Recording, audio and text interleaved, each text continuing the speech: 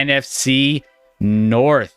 Scotty, where do you want to start with this one? Where do you think we want to go right off the bat? I think we want to start at the bottom. Let's start at the bottom. Started from the bottom. Now we're here. Bottom team. So, Chicago, Detroit, one of those. Chicago, Detroit. Okay. Let's go ahead. Let's do Chicago because they're probably of these teams.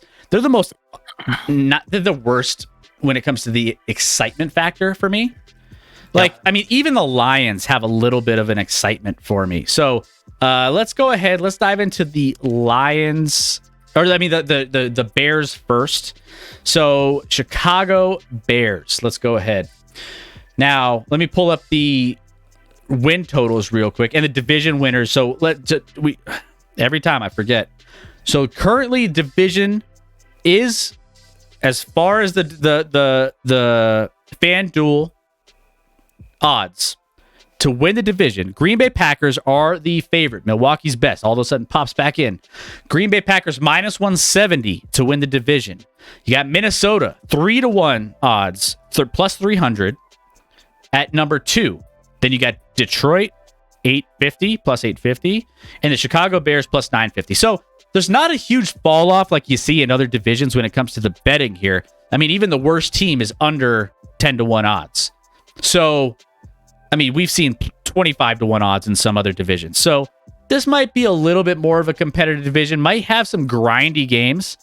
But if I'm putting value on one team and one team that I've liked and one team you said you've liked as well, Minnesota is a team that you want to keep your eye on. But Green Bay right now, Aaron Rodgers, he's the MVP, right? MVP, he's going to be coming in. He's lost some weapons. We'll talk about that.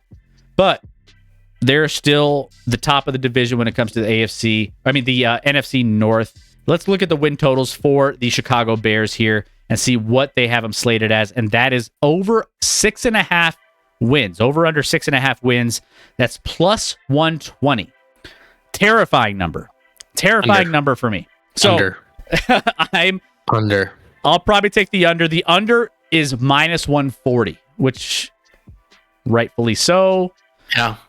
I'd still take the under at those odds. This team is going to be bad, Chris. The Bears are going to be bad. They were bad last year. And they are probably going to be worse this year. Now, I say this with one caveat, Chris. They did add Trevor Siemian. So I could be wrong. You place Siemian over Fields at quarterback, and this team could explode. They could make the playoffs and make a legitimate run to the Super Bowl. But if that doesn't happen, you look at their additions, at wide receiver, N'Keal Harry, they traded for Byron Pringle, who was a borderline number 4 for the Chiefs last year. Quinnamin, I can't say that name. St. Brown, fine. They don't have weapons. They don't have an elite offensive line. Montgomery's fine at running back, but not elite and what you'd want to see. And he's kind of running backs are just kind of dudes a lot of times anyway. You trade Khalil Mack in the offseason. You lose Akeem Hicks. You lose Allen Robinson at running back, wide receiver. Jakeem Grant's gone. Jimmy Graham. Everyone's gone. Jimmy Graham's gone. Who's on this team, Chris? You have obviously you reload in the front office and at head coach. Matt Nagy gone. Eberflus comes in. I don't know how to say his name. We'll see what he is as a head coach. Ryan Poles, who's actually a Chiefs, came from the Chiefs organization, is the new GM. So we'll see what happens there. But this team's going to be bad this year. There's no reason their win total should be 2 games over anyone in the league. 6.5. How is this team winning 7 games? There's no way this team wins 7 games. Justin Fields still developing, right? We don't even know how he's going to do under I feel so bad because it's not a disbelief in Justin Fields. It's a disbelief in Justin Fields with this roster. Justin Fields isn't good enough to carry this roster. Not even close. I think he's going to look like garbage again, Chris. And I don't think it's his fault. In a new system, I think Lions 3, Bears 4. And that's a couple. Lions better than the Bears has money magic. Chairman, I'm here. Did I miss the Lions rundown? Nope, you didn't. No, we're talking at here. the bottom of the division. We wouldn't mention the Lions at the bottom. I mean, and the biggest focal point, if you're looking from a fantasy perspective and from, kind of a bright spot to look forward to when it comes to these games, David Montgomery figures to remain a focal point. He racked up 1,100 yards, 7 scores despite a knee injury that cost him a month. So he's going to be a nice piece when it comes to fantasy, and that'll be fine. But I mean, Darryl Mooney is in the wide receiver, Byron Pringle, Velus Jones Jr. I mean, there's I haven't even heard of some of these guys. I just don't know where they're going to get the production, where they're going to get the output, and their defense. Okay, maybe they're okay on defense, but I still don't think that they're going to be able to compete against some of the other teams in this division and be able to slow guys down. So the Bears are going to be a dumpster fire. I don't know if we need to spend a lot more time on the Bears. We both think the under 6.5 is probably the way to go. So not much else to see here. Bears bad. Bears bad. I'm here. Bears over Lions for sure, says T3. Yeah. I don't think so. I think the Lions. Give me the Lions. Give me the Lions. Let's go there then. Let's go there. Let's go to the Lions. Huh? I mean, might as well. Here right? We are, Chairman. Here we are. We know you're in here now, so now we can address. There, he's like, let's go. All right, let's start with Jared Goff, the best there is, the best there was, and the best there ever will be. He has some help. Now, let's just talk about their over/under for their win total, 6.5 as well. 6.5 as well. I'll take the over, and they're minus 125 on that over. So not bad little odds there. So they added DJ Chark, obviously big addition there. I think that's going to help. They're trying to do what they can to help Jared Goff. They haven't lost a lot of players though. They kept a lot of guys that were very competitive last season. Like you think about the Lions, they were competitive in a lot of games that they could have won. Remember when you were on the edge of your seat last year and you were just like, is this going to be the week? Is this going to be it? They're going to get that win. And then they had those close games and everyone's tuning into the Lions. I mean, Lions got a lot of fans last year trying to root for them to win that first game. And let's just say, I mean, the coaching staff, I think, has done a great job in having these guys compete. I think that's a big piece. There's a lot to like about DeAndre Swift. DeAndre Swift is a guy that I think could really thrive in this one. He's the number one running back there. Jamal Williams backing him up. Ramon St. Brown. Jameson Williams, also a wide receiver out there. TJ Hawkinson, by the way. TJ Hawkinson, you want to talk about a tight end that can produce? You look at TJ Hawkinson, he is a monster. Watching him play is a lot of fun. They drafted Aiden Hutchinson this past year, so Aiden Hutchinson coming in. That'll be fun to see how he breaks into the league and see what he can bring to this defense here. So this is a more interesting team for sure. That's why we started with the Bears. Like why? Like the Lions have a lot more to get excited about here, Scotty. For sure. Listen, this team has weapons moving forward. When you look at you said DJ Chark. Obviously, they moved up in the draft to take Jameson Williams, the wide receiver at Alabama. Obviously, who tore his ACL, may not be available for a lot of this year, but maybe flashes at the end of this season. We'll see there.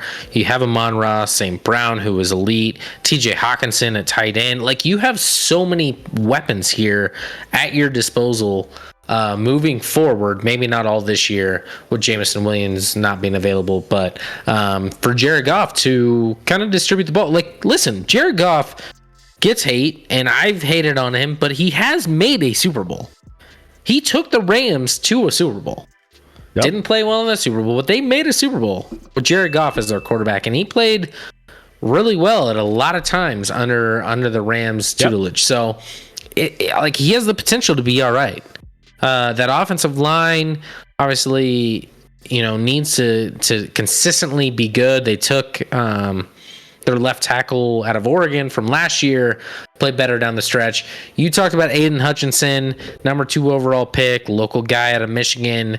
We'll see how he develops. You get Jeff Okudah hopefully back at corner. That was a number 3 pick overall from a couple years ago that wasn't healthy last year at corner. That can help you. And this is our Hard Knocks team, Chris. So this is the team on Hard Knocks, which I'm so looking forward to. I didn't mention, by the way, on offense, DeAndre Swift. Love DeAndre Swift. Love. Oh, DeAndre Swift. I mean, almost 2,000 yards and 17 touchdowns in 2 seasons while functioning as the offense's only threat, pretty much. Like, he's the focal point. They know they're going to him, and he still gets 2,000 yards and 17 touchdowns in 2 seasons. Like, yeah, that's pretty good. So let me ask you this real quick, Scott. Yeah. Is fantasy, we're going to get into fantasy after we're done with these previews. Mm-hmm. Is Jared Goff an interesting fantasy option given, maybe a sleeper, given the weapons that he has there, given how this team is kind of on the upswing? They have a lot of weapons to mess around with. No. Maybe get into that quarterback 2, top of the quarterback 2 tier. I like Goff more as a quarterback than I do a fantasy quarterback. I mean, he's a game manager. He's not like let's just tell you what it is. He provides nothing in the running game, and he doesn't throw it around enough where like I'm going to get super excited about that. So, I mean, Goff can be a backup for your team. Goff's not a starter in a 12-team league. I'm like a plug and play guy. Given a matchup, start him for a week or 2 on a matchup, fine, but. Like, it should not be your starter in fantasy football.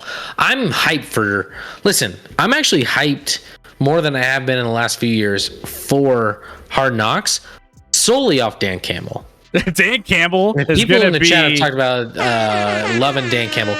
This dude literally in his opening conference was talking about biting off kneecaps.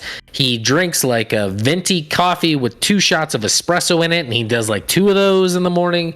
Like, he is going to be mic'd up. He's going to be entertaining as hell. No doubt about it. Like, who cares? Like, everyone worries about with Hard Knocks, like, oh, who are the guys on the team? No, I worry about the coach. He's going to be entertaining as hell as a coach. So I hope, because quite frankly, Hard Knocks the last couple of years kind of fallen flat, but I'm here for it this year. I'm excited about watching the Lions Hard Knocks. What? Slap! Oh, there we go. Slap. You was trying to slap me? Trying to slap. Gee, girl. Money Magic. The Lions almost beat the Ravens, but Justin Tucker hit the longest field goal in NFL history. True. I mean, they were on the cusp so many times last year. My hesitation on the Lions is that the optimism feeling has been here and not panned out. That's fair. Listen, I like with expectations just means this is like a hopefully. If you're a Lions fan, you're hoping for like 7 or 8 wins this year. That would feel good as a Lions fan, right? I would think. If you can get to 7 or 8, that's progress. That's building towards something, and you move. You address things from there. But this is not a team that I'd be very surprised that the Lions make the playoffs. Well, Chairman says there might be pieces. They have a decent season. I dare say make a playoffs when a weakened NFC. I mean, it is easier in the NFC to traverse that route to the playoffs, but I mean, there's still some challenges there. Goff is good for 10 to 15 points a game if that's what you want. Sklept, maybe. G girl, yeah. Giving you this little slap. Let's see. Longest field goal, just another typical Lions thing in Detroit. We all know that field goal was going to be good before he kicked it. We've seen that movie. That one went off the crossbar, right? The Tucker field goal in that game. Yeah. Speaking was wild. Speaking of movies, you want to know? Let's transition. You want to know a movies? I heard this take a little bit earlier. All movies need a good ending, right, Scotty? You never want a movie that has a bad ending, right? You know, like I would argue define bad, but sure. But you don't go to the movies and then you see a bad ending that you're like, you're just like, that was it? That was how it ends? Okay. So you don't mean happy ending, you just mean good. Like just a bad ending. Okay. Let's tie in the Green Bay Packers to this. Let's move on to the Green Bay Packers, who I know we have Milwaukee's best in here. He has high hopes for the Packers. Let's move on to the Packers here. Aaron Rodgers and the Green Bay Packers had that disappointing end of their season at home in Lambeau. The other team didn't score a touchdown, and they still lost at home to the 49ers. Now, this has been kind of the movie that we've seen in the Green Bay a little bit, right?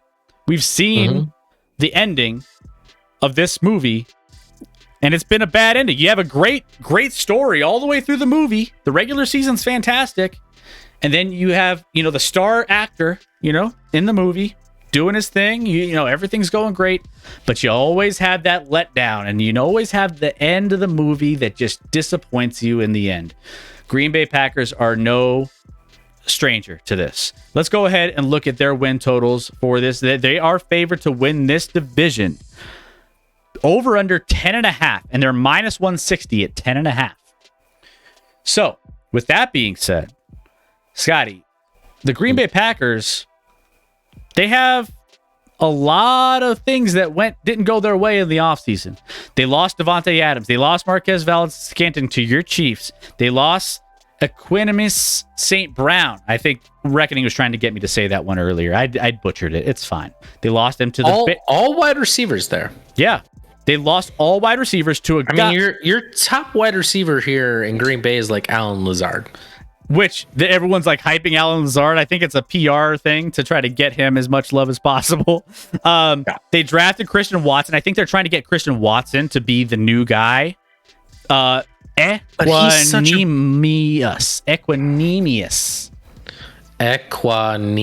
Thank you, Reckoning. I love it. And Christian Watson's such a project. Dude was out of North Dakota State. Yep. Listen, I like Christian Watson, but it's such a weird pick for Green Bay and Aaron Rodgers because it's going to take time. And that's not to mention they passed on a lot of offensive options in their first couple picks. Right? Yeah. They had two in the first round. Then they went defense. And they went defense. Always do. They legally, I don't think they're allowed to take an offensive player in the first round. No. At this point, it's just to turn the knife on Aaron Rodgers. And Aaron Rodgers is like, but I'm making $50 million a year, so that's all I care about. I mean, Aaron Rodgers. If Aaron Rodgers does not make another Super Bowl, is that arguably the most underachieving career from a talent like that in the history of football? Like, for 15 years, he's been a top 5, if not top 3 quarterback in the league every year. He's won 4 MVPs. And 4 MVPs. He's won 1 Super Bowl. They've made 1 Super Bowl.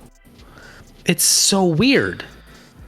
I mean, 1 Super Bowl? You've made 1? With arguably the best quarterback of this last decade. Mahomes has already made 2 in 4 years. And there's a lot of guys that have made multiple Super Bowls. It's just weird. I'm not trying to make a statement. Like, I cannot explain what happens to Rodgers in the playoffs. Like, I never saw what happened in the playoffs against San Francisco this last year happening. I thought they would own San Francisco in that game. Like, there's other years where he's played well, they've lost, whatever. But there's been some games where it's so bizarre how poorly he plays in the playoffs, and you just don't see it coming because he's so damn talented, Chris. I'll say it. Aaron Rodgers is annoying personality-wise, but he is incredibly talented. Like, some of the throws he makes, no one else in the world has ever made. Ever. I'm not saying now, I'm saying ever. That's how good he is. But he doesn't win.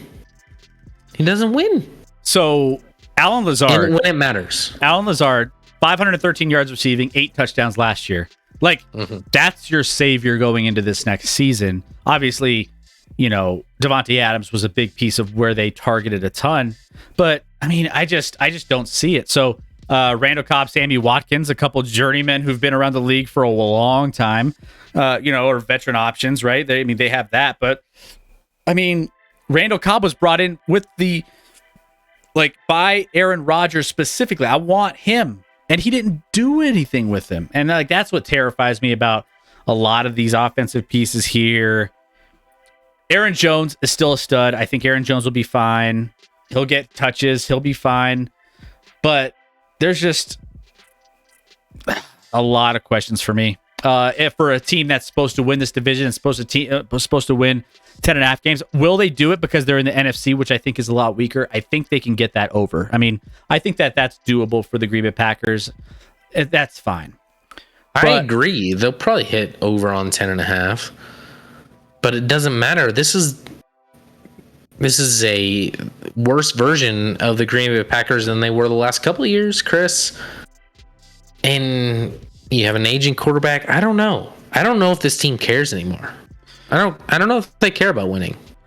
Let's see. What else do we have here in the chat? Not even the first time the Lions have lost. Oh, yeah. We got all those. Not a Kraft ending, says Cuban. There you go. Bears taking this division, says Mr. Boofus. Welcome in, Mr. Boofus. How we doing, my friend? Cuban Benny, just a little better than Dan Marino. Yep. Losing a playoff game in the snow at Lambeau is unforgivable, especially when the other team doesn't score a touchdown. Yeah. I mean, you can't lose that game. Not when you're the best quarterback, supposedly, in the NFL. What happens to him in the playoffs?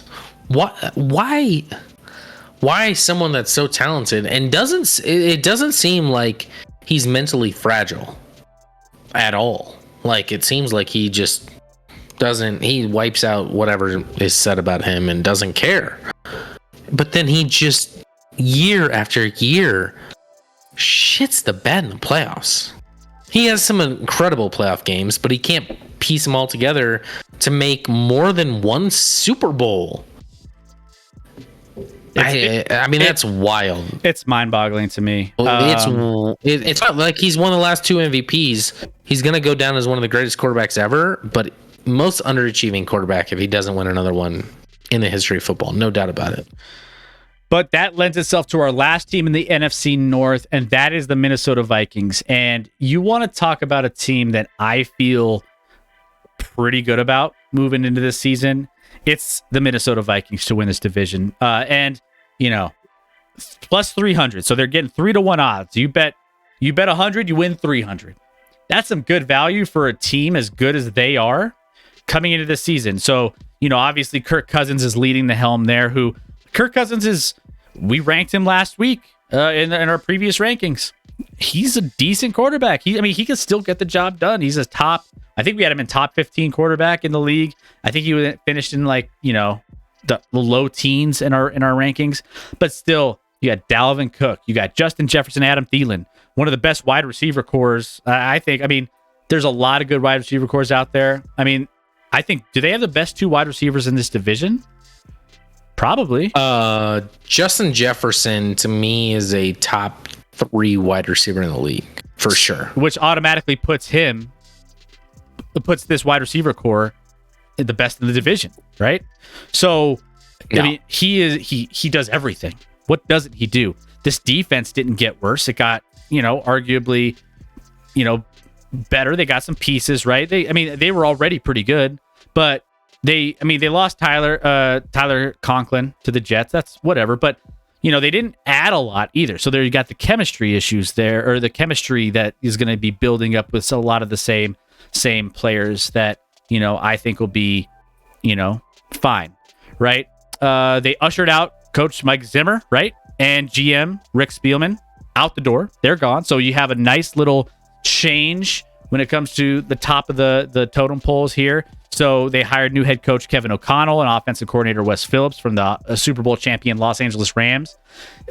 So I think that's going to be a nice little boost for this team. So overall, I mean, Dalvin Cook, I think Alexander Madison, I love the running game. I love what they can do through the air. I think that they have a competent quarterback. Does he have issues every so often when it comes to, just his lapses? Sure. But I think he's good enough, and this team is good enough to win the division. I think eventually, listen, there were a ton of years where I thought Mike Zimmer was an elite coach in this league. But eventually, when you have a guy in that position as long as Mike Zimmer, kind of like Andy Reid in Philadelphia. Andy Reid's obviously an elite coach in this league, but at times, like when you're in the same spot for a long time, the message kind of wears and it doesn't work anymore. And almost you leaving is an addition by subtraction, despite the fact that you can be a really good head coach. That's how I feel about Mike Zimmer and this coaching. I don't know if he's Andy Reid level. I'm not trying to go there, but I think Mike Zimmer did a ton of great things for this franchise over the last however long he was coaching. But it was time to go. It was time to go. You got, Kevin O'Connell now moving in, youngster, offensive coordinator, mind. Like it a lot. I like it. I think it's addition by subtraction, simply in the sense that, like, I don't think at the end the Zimmer-Cousins relationship was good at all. I think Cousins with Jefferson and Thielen and Dalvin Cook, this offense has the potential to be very, very... I mean, they were good at times last year. They can be great this year. That offense can be great if everyone stays healthy. Defensively, if Danielle Hunter... and they added Zadarius Smith out of Green Bay, can stay healthy at edge. That's a really, really good pass rush. If those two can stay healthy, they haven't been recently. So there's a lot of ifs with Minnesota. I get that. But I think the ceiling, I like the roster up and down a little bit more than I do Green Bay's. Obviously, Green Bay has the superior quarterback, but I'm with you. I kind of like Minnesota as a sleeper. I think Minnesota could take this division. I think Green Bay could fall off a little and still make it as a wild card or something, and the Vikings take this NFC North. Another side note on this one. When you come to the tight end, they lost Kyle Rudolph and Conklin, right? I talked about Conklin. Both are gone. Mm-hmm. Conklin had 61 catches, 593 yards, 3 touchdown effort in 2021. Keep an eye on Irv Smith. Missed last season with a knee injury. With those departures of those other two guys, I mean, I think that he could have a nice little breakout year here, assuming he's fully healed and assuming, I think when you're looking at some deep sleepers, you miss out on some of your tight ends early on in the NFL fantasy football draft. Maybe take a nice little flyer late on Irv Smith. Could be a nice Code yellow for me, Chris. Code yellow. Spam it in the chat. Let's go. Code yellow for Scotty. So I think that, keep an eye on that. We'll talk a lot about these next week when we get it. Well, we have one more breakdown. We have our AFC West, NFC West previews coming up this coming Wednesday. We have a lot of top stories hitting us here.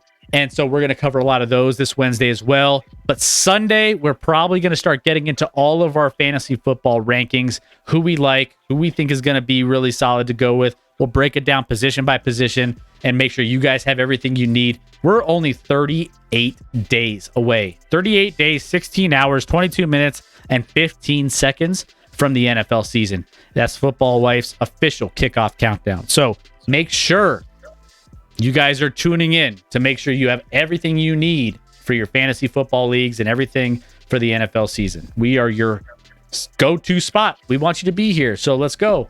Keep spamming that. Rudolph was a giant last year, says Reckoning. Breaking news, Reuben Foster is looking to make a comeback in the NFL. Interesting. Okay. That's fine.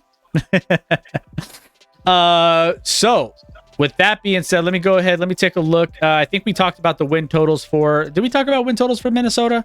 I don't think we did. Over under 9.5 plus 105. And I kind of like the over for the value there. Plus 105. I kind of like the over. I think they're going to hover right around that number, but I think it could be an interesting one. I think they could get there. I think they could get to 10 wins. Over under set at 9.5, Scotty, plus 105. Who are we talking about? Sorry. Just got back. The Vikings?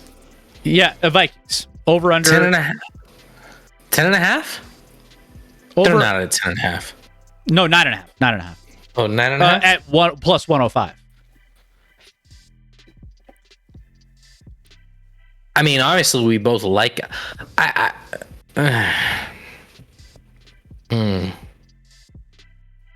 mean, I'd take the over. I'd agree. I assume that's what you did. We both like the Vikings. I was kind of hoping that number was closer to like 9, though. I didn't know it was at 9.5. I would have liked it a lot more at 9, ironically, than 9.5. Yeah, I think it's realistically. I would lean the over just for the value. I mean, I'd just put a nice little sprinkle on it. So, G girl, Bears a hot mess. Yeah, we talked about that. The Bears are so bad. We started from the bottom. Now we're here. I have a Bears fan at work, and I get so mad at how often they're on prime time. And this year, they're on like prime time 3 times in the first like 6 weeks, and then not after that. And that's on purpose. Everyone knows the Bears are shit, but if you put them on in the first 6 weeks, at least they're not out of it yet. You know? Yeah. No, they're still here. Everyone's seconding that. The Bears are a hot mess.